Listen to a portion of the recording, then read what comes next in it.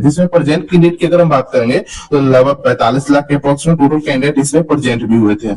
Exam India की बात करें तो 10 फरवरी का खत्म हो चुका था और आंसर की 17 फरवरी को ठीक यानी कि 7 दिन ठीक बाद आपका आंसर की भी जारी कर दिया गया था। और आंसर की जारी होने के बाद अब अभ्यर्थियों को लगा कि अब हमें रिजल्ट का इंतजार करना चाहिए, लेकिन वही बात करें अगर जैसे ही ग्रुप डी का आया था वैकेंसी नोटिफिकेशन आया था, यह जो केस है कोर्ट केस में फंस चुका था, यह वैकेंसी कोर्ट केस में फंस चुका था। रिजल्ट आने से पहले यानी कि आंसर के आने के बाद भी वैकेंसी कोर्ट केस में फंसा हुआ और अभी तक उसी का केस स्टेटस जो है अभी तक पेंडिंग दिख रहा है। जो मैं अभी आपको दिखाता हूँ कि केस स्टेटस अभी क्या दिख रहा है। तो केस स्टेटस की बात किया जाए तो 22 तारीख का आपका हियरिंग होने वाला था जो कि आपका नहीं हो पाया था। किसी कारणवश शायद वो समर वेकेशन चल रहे थे कोर्ट में, इसी कारण जज वगैरह सारे छुट्टी पर थे। तो इसी कारण जो 22 तारीख का जो आपका हेयरिंग होने वाला था वो आपका कैंसिल हो चुका था। नेक्स्ट हेयरिंग की बात करें तो अभी कोई नेक्स्ट हेयरिंग नहीं दिया गया, नेक्स्ट हेयरिंग कब होना है कैसे होना है, लेकिन बात करेंगे केस स्टेटस को लेकर तो पेंडिंग जरूर दिखा रहा है। और कब तक ये पेंडिंग दिखाएगा, अभी तक जब तक कोर्ट केस फाइल ना कर दे रिजल्ट जारी करनी है या नहीं करनी है तब तक ये पेंडिंग ही दिखाएगा। यहाँ तक आपको समझ में आ चुकी होगी बात करेंगे रिजल्ट लिंक को लेकर कि रिजल्ट लिंक में बहुत सारे ऐसे यूट्यूब चैनल्स हैं, बहुत सारे इन्फ्लुएंसर हैं जो ये भी बात करें कि रिजल्ट लिंक एक्टिव हो चुका है। तो सबसे पहले मैं आपको बता दूं कि ऐसे किसी भी रिजल्ट लिंक पर आपको क्लिक नहीं करना है जो आपको यह लिखा हो हाँ result link start result link active soon, उस पर क्लिक नहीं कर रहे हैं क्योंकि आपके साथ फ्रॉड भी हो सकता है, कुछ भी हो सकता है। तो सोच समझ कर कोई भी लिंक पर आप क्लिक करें तभी आपके लिए बेटर होंगे, नहीं तो आप समझ सकते हैं कि साथ फ्रॉडबाजी भी होने की उम्मीद पूरी बनती है। तो मैंने आपको सतर्क कर दिया कि रिजल्ट अभी तक कोई भी वेबसाइट पर रिजल्ट अभी चेक नहीं करना है न देखना है क्योंकि अभी तक केस स्टेटस पेंडिंग दिखा रहे। कुछ भी इन्फॉर्मेशन आएगी तो सबसे पहले आपको इस चैनल को देखने को मिल जाएगी, तो चैनल को आप सब्सक्राइब कर सकते हैं। नेक्स्ट बात करते हैं वैकेंसी डिटेल को लेकर। तो वैकेंसी डिटेल की हम बात करेंगे तो टोटल 132,438 टोटल वैकेंसी है। इसमें 100 मेंस और सीसी वालों के लिए 14,828 और अगर बात की जाए फ्रेशर कैंडिडेट के लिए जो उसके लिए 17,610 वैकेंसी है। और बात करें 3 गुना कैंडिडेट को रिजल्ट देना है फैक्चुअल के लिए तो 52,830 वैकेंसी हो जाएंगे। 830 कैंडिडेट को सिलेक्ट किए जाएंगे पेट के लिए। आप सभी को पता है इसमें जो एक्सर्विसमैन या सीसी यानी कि कोर्स कंप्लीट एक्ट अप्रेंटिसशिप होते हैं उनको फिजिकल नहीं देना होता है, वो सिर्फ रिटन एग्जाम देते हैं और फाइनल का लिस्ट बन जाता है। ठीक है, आगे बात करते हैं पोस्ट ब्रेकअप को लेकर। तो पोस्ट ब्रेकअप आप सभी को मालूम होगा यूआर में 13,957, ओबीसी में 8,153, ईडब्ल्यूएस 3,100, एससी में 4699, डिस्ट्रिक्ट के लिए 2,474 टोटल वैकेंसी निकाली गई थी। आगे बात करेंगे तो यहाँ पर आपको हर आरबी जोन में कैटेगरी वाइज कितनी वैकेंसी निकाली गई यहाँ आपका ब्यौरा दिया गया। आप वीडियो पॉज करके आप यहाँ सारा कुछ समझ सकते हो। ठीक है, आगे बात करते हैं नेक्स्ट को लेकर। तो यहाँ आपको पोस्ट नेम प्लस डिपार्टमेंट दिया गया। आप कमेंट भी जरूर बताइएगा आपका कौन सा डिपार्टमेंट के लिए सबसे पहले आप प्रेफरेंस रखे हो। जैसे कि बहुत सारे अभ्यर्थी है पॉइंट्समेंट रखते हैं, बहुत सारे अभ्यर्थी CNW रखते हैं, बहुत सारे अभ्यर्थी TNDC रखते हैं जो इलेक्ट्रिशियन से किया हुआ है। TNDC से मोटा और तगड़ा पैसा मिलता है। ठीक है, वही बात किया जाए पॉइंट्समेंट में आपका जल्दी से प्रमोशन होने की चांस रहता है, आप इससे स्टेशन मास्टर TTC गार्ड वगैरह बन सकते हो। बहुत सारे ऐसे अभ्यर्थी हैं जो नर्सिंग के बायो वगैरह के उनको नॉलेज रहता है तो हॉस्पिटल असिस्टेंट के लिए भी फॉर्म पहले आप डालते हैं। तो अपना अपना सही बच्चों का रहता है, लेकिन आप कमेंट में जरूर बताइएगा आपका फर्स्ट प्रेफरेंस क्या है।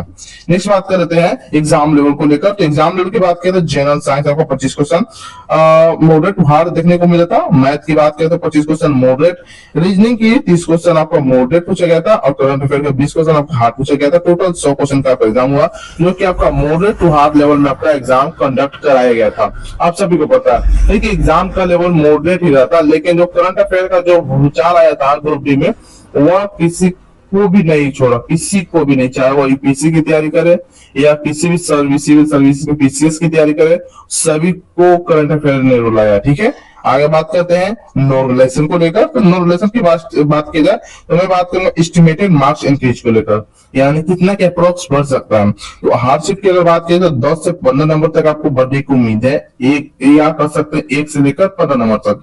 मॉडरेट की बात किया तो 6 से 10 नंबर तक लेकर चल सकते हैं या 1 से लेकर 10 नंबर तक आप लेकर चल सकते हैं।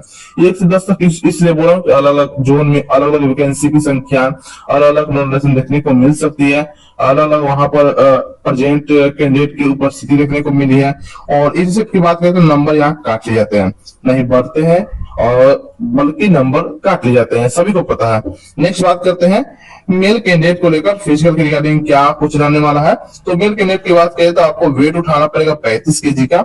इसके लिए आपको 100 मीटर 2 मिनट में चलना है उसे लेकर, और एक ही सिंगल अटेम्प्ट आपको दिए जाएंगे। तब बहुत सारे व्यक्ति कमेंट में पूछते हैं क्या 2 बार में लेकर चल सकते हैं, रखते रखते, तो नहीं, आपको एक बार कंधे को उठाना है 35 केजी का वजन, और आपको डायरेक्ट अपने पॉइंट पर जाकर रखना पड़ेगा, बीच में कहीं नहीं रखने की अलाउ रहती है।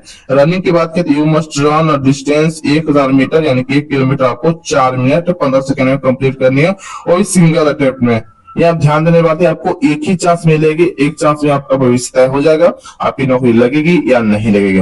नेक्स्ट बात करते हैं फीमेल कैंडिडेट के लिए। तो फीमेल कैंडिडेट की बात करें तो आपको 20 केजी वजन उठाना है।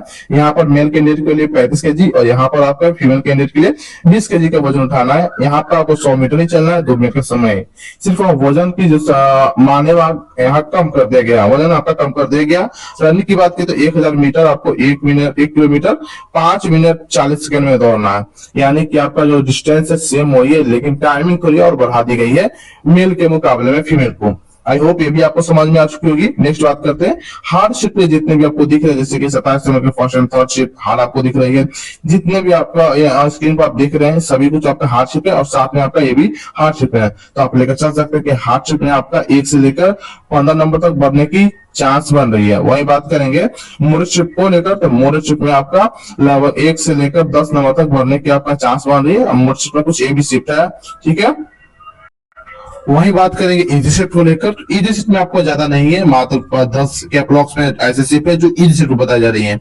बहुत से लोगों को लगा कि मेरा तो 28 नंबर का फर्स्ट शिफ्ट है और मुझे तो मॉडरेट लगी है, हार्ड लगी है, तो क्या हमें नंबर नहीं मिलेगी? तो ये आपके अनुसार या मेरे अनुसार डाटा नहीं है, ये आंसर की रिगार्डिंग है जो आप सभी लोगों ने डाटा दिया रैंक मित्रा पर, रैंक गुरुजी पर, बहुत सारी वेबसाइट पर आप लोग डाटा देते हो कि कितना मेरा कौन सा मेरा हार्ड शिफ्ट है, इजी शिफ्ट, उसी के अप्रोक्स में आपको सारा कुछ डाटा मैं आपको यहाँ बता रहा हूँ। तो आपको दुखी होने की या खुश होने की कोई जरूरत नहीं है, क्योंकि देखिए ऐसे की बात किया जाए तो अगर मैं बोलूं तो 1 से 15 नंबर तक बढ़ने की चांस है, तो आप सभी को लगता है कि 15 नंबर तक इंक्रीज हो जाएगी, यानी कि मेरा अगर 50 भी है तो मुझे 65 होने की चांस है, 65 है तो 80 होने की चांस है, 70 होने की चांस है। ऐसा नहीं है, 1 से लेकर 15 नंबर तक, यानी कि आपको साफ करने का मतलब है कि अगर 1 से 15 में बोला, इसके बीच में आपको 7 नंबर ही बढ़ सकता है, 8 नंबर ही बढ़ सकता है, 5 नंबर ही बढ़ सकता है। ये आपके जोन पर निर्भर करते हैं, तो ऐसा भी खुश नहीं होना है, ठीक है। अगर आपका भी इस सभी जोन में से किसी एक जोन है तो आपके लिए सेफ जोन यूआर के लिए 63 से 65, ओबीसी के लिए 58 से 60 है।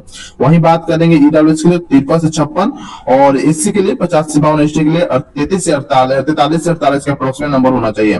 जो भी मैं बात कर रहा हूँ रो मार्क्स की बात कर रहा हूँ, आपको ध्यान देने वाली बात है। देखिए रो मार्क्स में आपको अपनी नॉर्मलाइजेशन प्लस बोनस दोनों आपको देखने को मिलेगी, तो ऐसा बात नहीं है कि मैं आपको 63 से 65 बोल रहा हूँ, इतना के अप्रोक्सीमेट कटअप जाएगी। फाइनल कटअप आपको 10 से 12 नंबर तक और बढ़ने की चांस पूरी बन रही है, जिसमें आपको नॉर्मलाइजेशन और बोनस अंक दोनों इंक्लूड रहेंगे। नेक्स्ट बात करते हैं रेड जोन को लेकर। तो रेड जोन में अगर आप सभी जोन से किसी एक जोन से फॉर्म भरा है तो आपके लिए रेड जोन रहने वाला है। अगर आप रेड जोन से फॉर्म भरे हो तो ईवर से 66 तक, ओबीसी 33 से 65, ईडब्ल्यूएस के लिए 60 से 62, एससी 56 से 58, एसटी 50 से 55 के अप्रोक्स में। अगर आपका रो स्कोर बन रहा है इस के थ्रू तो आप सेफ हो और आप फिजिकल की तैयारी कर सकते हो।